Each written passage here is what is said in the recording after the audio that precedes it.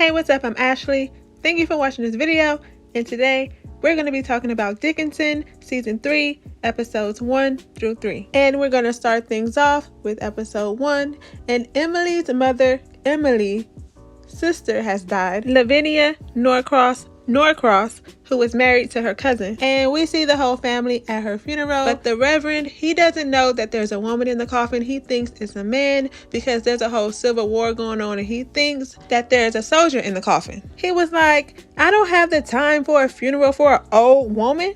There's 15 noble Union men to bury today. And he cut the funeral short, said a little 3-second prayer. He was like, I gotta go, I'm getting out of here. And before he left, I would have had to push him down. The disrespect with the audacity. So before the family had to get up out of there, a bird landed on the coffin, and Emily, the daughter, this time the poet, because you know they got the same name, thought that the bird was trying to talk to them, and the family was like, not right now, not today, not with these shenanigans. And they walked away and left her standing there talking to the bird. And this is the same bird that was in one of the promo pics, so I think something big is surrounding this bird, maybe even death, but we're gonna have to wait and see. And speaking of death, Emily had a little talk with Death, with Khalifa, and he was telling her how he thinks that he's depressed because he can't think of new ways to kill people since everyone is dying the same way in this civil war. So he was asking her for some advice since she writes brilliant poems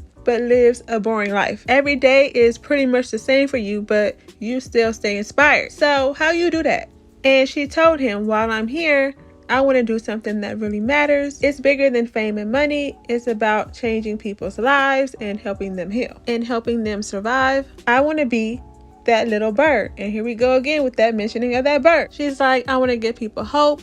Death can tear people apart, but poetry can put them back together again. And then that's when Death was like, so I inspire you. And she tells him always. So I always love Emily and Death's conversation. They're one of my favorite parts of the show. And another favorite part is Emily and Sue. Sue showed up at the house hella pregnant. She missed the funeral because the carriage never came and got her. Right when she got there, she said she needed to lay down. So Emily took her upstairs so she can rest. And while they're up there, Emily tells her that she really wants to make out with her right now, but you're having my brother's baby. And Sue's like, so what? That doesn't change anything. I only love you. And this whole thing was an accident. And she tells her, I will always love you, like a Whitney Houston song.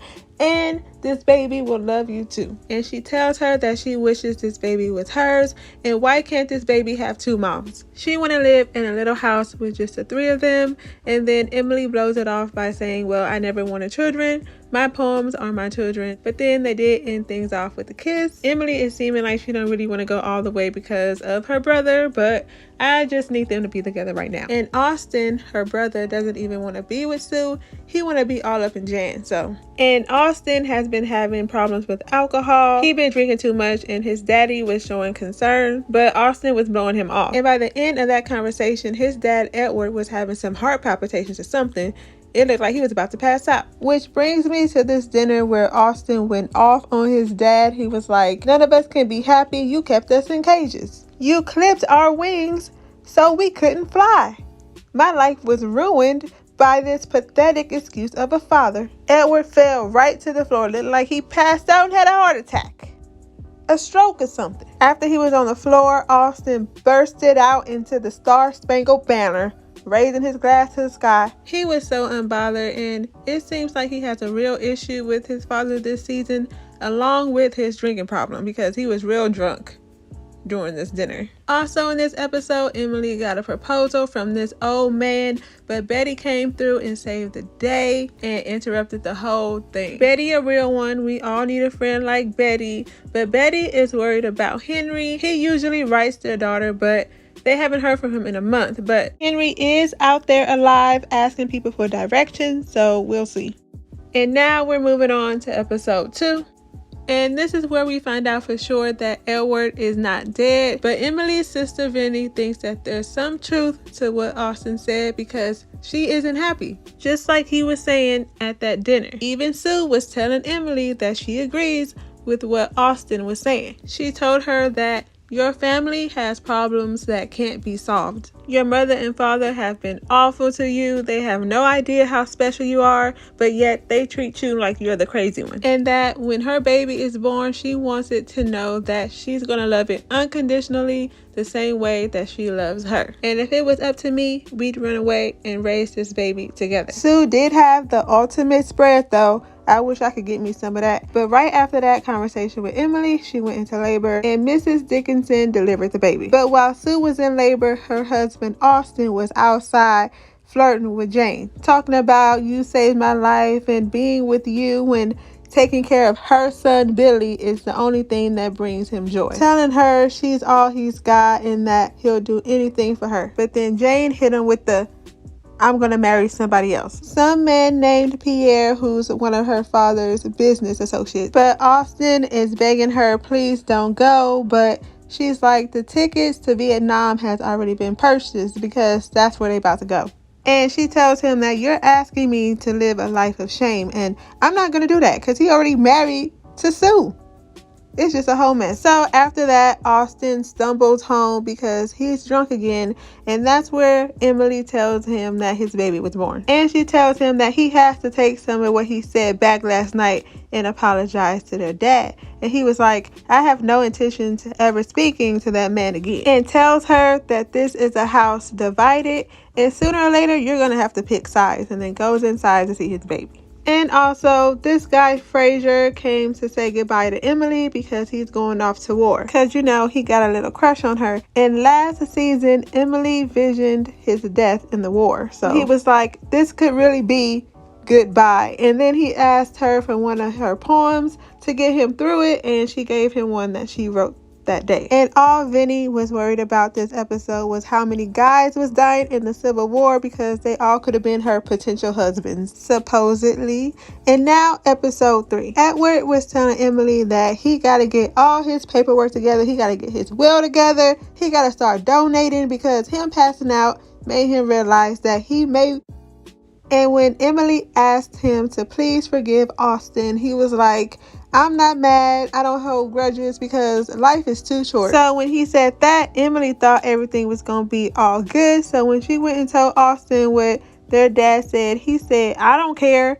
I'm still withdrawing from this family. Saying all this with a leg injury that he got while he was drunk. And while he was blabbing off at the mouth, he was still drinking. And his mama over here consoling him like he a baby. Emily was shook. She couldn't believe he was saying this. And just because Mrs. Dickinson delivered the baby doesn't mean that she was going to get to hold it. She wanted Emily to go in there and talk some sense into Sue. And Sue was like, she criticizes me too much and doesn't respect my values. This baby is going to always be a Dickinson, but let it be a Gilbert right now. And asked Emily if she wanted to hold it. And Emily was like, nah, I'll drop it. She wanted Emily to talk to the baby so he'll know her voice. It's a boy, by the way. So Emily goes, hey little one, it's your Uncle Emily. Then Sue hits her with the, imagine a child that we could raise together.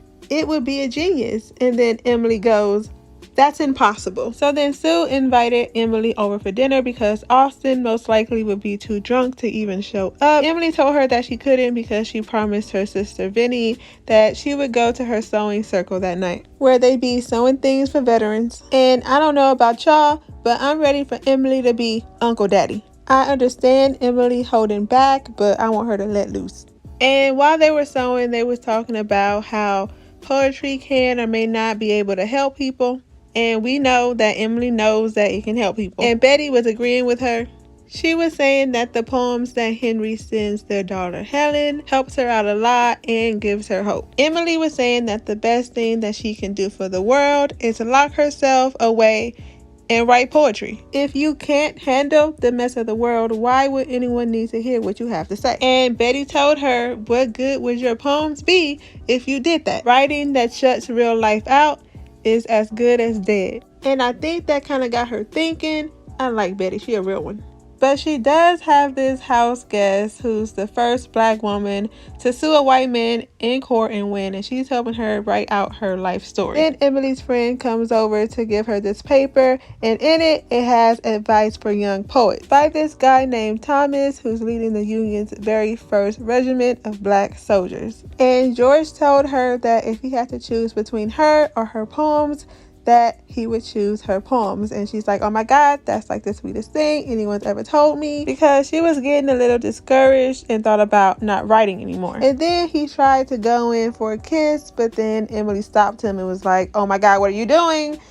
It became awkward. She told him that her heart belongs to someone else. And I'm like, is it Sue? I hope it's Sue, girl. Stop playing. And that's pretty much it for Dickinson season 3, episodes 1 through 3. Let me know if you're watching this and what you think about it. And if you want to see more videos like this, don't forget to subscribe, like this video, and leave a comment down below. Thank you for watching this video, and I'll see you in my next one.